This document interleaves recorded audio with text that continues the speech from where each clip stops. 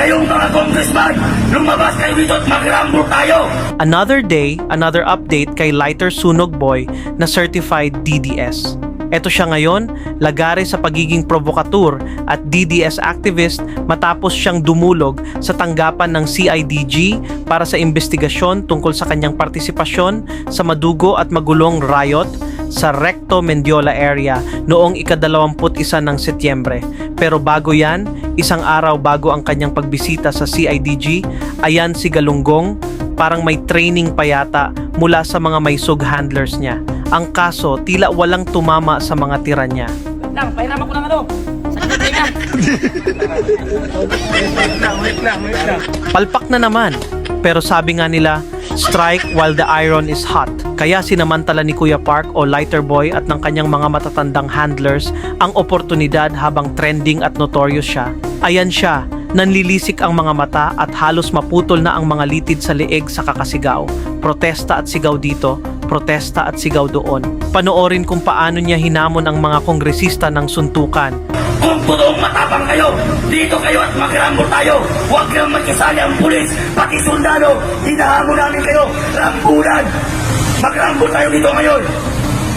Lahat ng mga kurakot na congressman, huwag kang makialam ng sundalo pati pulis. Mag-rumble tayo para makita natin kung sino ang totoong matapang.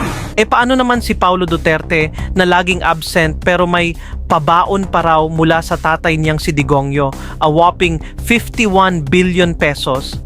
May pamensahe pa si Lighter Boy kay PBBM at kay Martin Romualdez. Feeling special Galunggong talaga. Saldi ko, Martin Romualdez, BBM. Kung inaakala mo na mapapatahimik mo ako dahil sa warrant of arrest o subpoena, nagkakamali ka dyan. Hanggat buhay ako kahit nasa loob ako ng kulungan, bibirahin ko pa rin kayong mga politiko kayong mga magnanakaw kayo. Kaya dapat na sigurong ikulong yan at doon sa piitan magngangak-ngak. Ayon pa sa kanya, tuta daw at bayaran si bagong ombudsman Boying Remulla. Yan si Remulla, hindi yan pwedeng maging ombudsman. Kasi bayaran yan at tuta si Boying Remulla. Magnanakaw yung tuta na yan eh.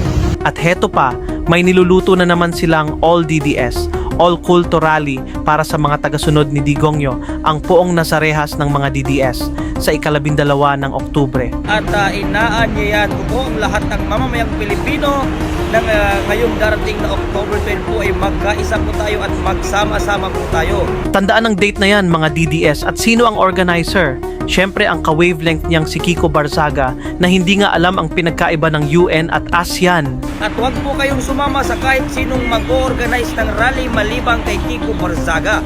Dahil unang-una sa lahat, si Kiko Barzaga po ang nag-anunsyo ng October 12. Tingnan nyo, halos pareho ang tabas ng bibig at takbo ng isip ni Lighter Boy at ni Boy Miao ngak-ngak ng Etivac.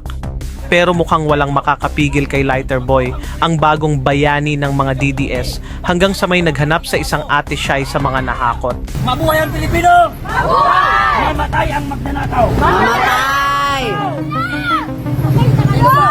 Asan si Ate Shai? Oh, kanain muna ako tayo, gutom na ako. Oo, kain tayo. Kapi lang ang nag-inom ko. Paras tayo. Kahit pa paano, binigyan niyo ako. At ayun na nga, gutom lang pala ang makakapigil kay Boy Lighter.